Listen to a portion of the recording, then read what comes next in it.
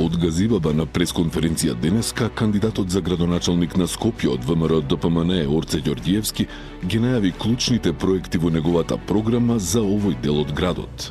Лучката Хиподром ќе обезбеди директно поврзување со улицата Пролетна Офанзива, која најмногу ја користат возачите кои што доаѓаат од Куманово и од Велес, и на тој начин ќе се елиминираат долгите колони при влезот на градот Скопје.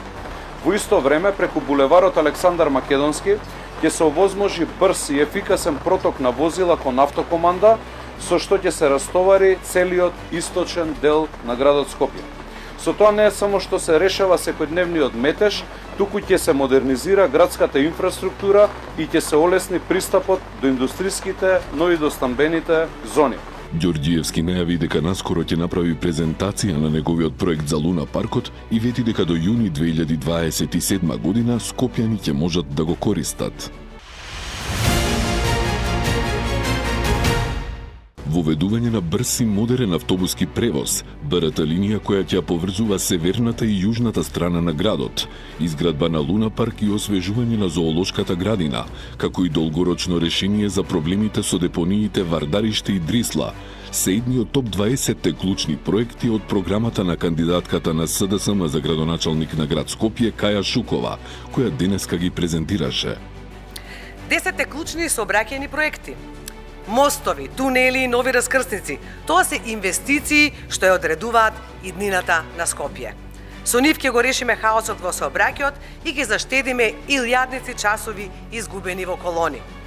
Мост кај Карпош 4, подземен тунел под Лимак и мост Обединети нации се дел од 10 најважни сообраќајни проекти што ќе го растоварат метежот и ќе ја забрзаат мобилноста. Зона 30. Безбедност на нашите деца е на прво место. На улиците Партизанска, Димитрije Чуповски, Ѓорче Петров, Никола Карев и Васко Карангелески. Брзината ќе биде ограничена на 30 км на час. Денес се наоѓам токму на местото каде што ќе изградиме новата катна гаража, која ќе биде наменета за сите граѓани кои секојдневно работат во околните компании и институции. Покрај ова ќе изградиме уште 2 катни гаражи. Првата на постојаниот паркинг на улица Јани Лукровски веднаш до плоштадот, а втората на асфалтираниот паркинг на улица Лазар Поптрајков. Со тоа ќе ставиме крај на хаосот со паркирањето и дополнително сообраќајниот метеж ќе го решиме со воведување на еднонасочен режим на возење по населбата. Паралелно ќе се зафатиме со целосно уредување на уништеното зеленило и пешачките патеки. Образованието е темелот на силна и успешна иднина, затоа градиме ново училиште во Ченто и нова спортска сала во Црешево. Нашите деца веќе добија современи спортски сали во Стајковци и Булачани, простори каде растат здрави и успешни генерации. Најави кандидатот за градоначалник на Газибаба од ВМРО ДПМН Бобан Стевковски и додаде: Но тука не застануваме. Во следните 4 години ќе изградиме нови спортски сали во Железара, Ченто и Страченци. Инвестираме во младите, инвестираме во иднината на нашата општина. Потенцираше Стевковски. Како идно раководство на општина Карпаш ќе направиме неколку клучни чекори. Од прво, целосна ревизија на сите актуелни детални урбанистички планови, тупови. Секој план што е донесен спротивно на јавниот интерес ќе биде вратен и преиспитан.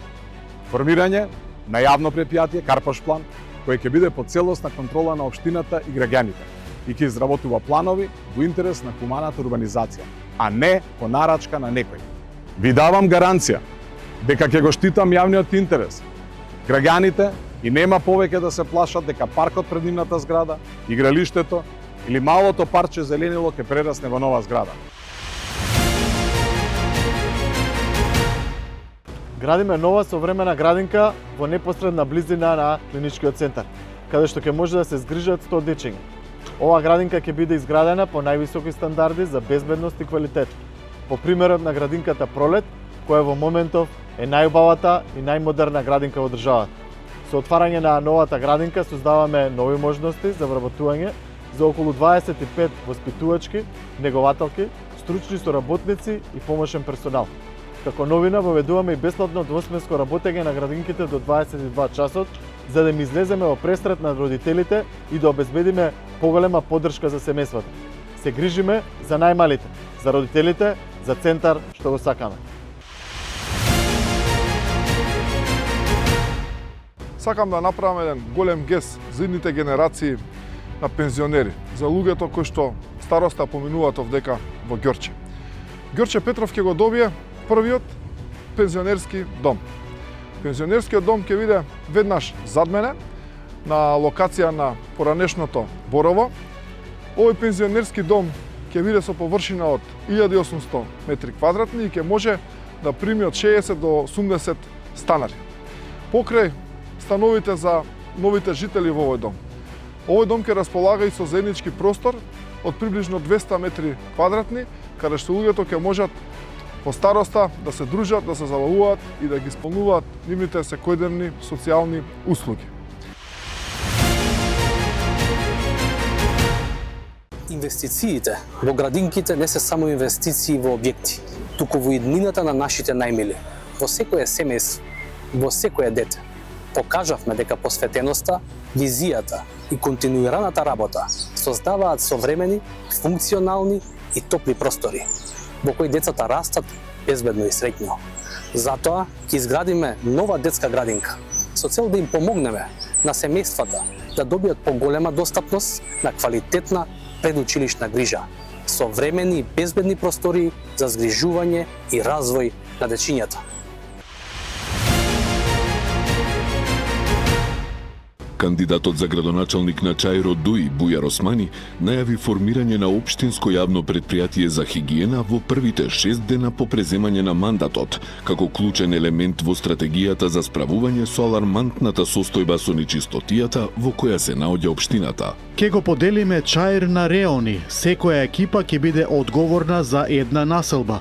Ке се набават цистерни за миење и дезинфекција на улици, целосна механизација како електрични и механички метли. Истакна Османи. Според него, прашањето на хигиената не е прашање на собирање на поени во предизборната кампања, туку е основно прашање за достоинствен живот на луѓето. Кандидатот за градоначалник на општина Чаир од Вреди Изет Меджити на пресконференција најави проекти од областа на образованието, за кој рече дека е клучот на иднината и оти секое дете во општината заслужува достоинствени услови за учење. Тој соопшти дека во план е изградба на ново училиште во Тенеќе Мало и потсети на најавените проекти за изградба на уште 2 училишта во Чаир, нов објект за училиштето за деца со попреченост и иднина и изградба на уште едно основно училиште, со што би се исполниле условите за едносменска настава на учениците во оваа општина. Со овие инвестиции, Чаир ќе има вкупно 11 модерни основни училишта, каде секој дете ќе учи во еднакви и достоинствени услови, рече Меджити на пресконференцијата.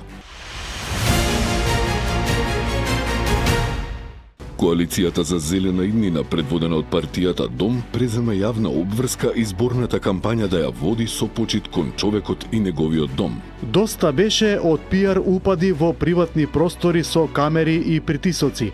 За нас домот е интимен простор, а не сценографија за собирање политички поени. Наместо режирани посети и задолжителни фотографии, избираме јавен диалог во кој секој може да праша и да добие одговор. Токму тука се прави суштинската разлика од она што повеќе од 3 децении го наметнуваат големите партии. Се наведува во соопштението од Дом.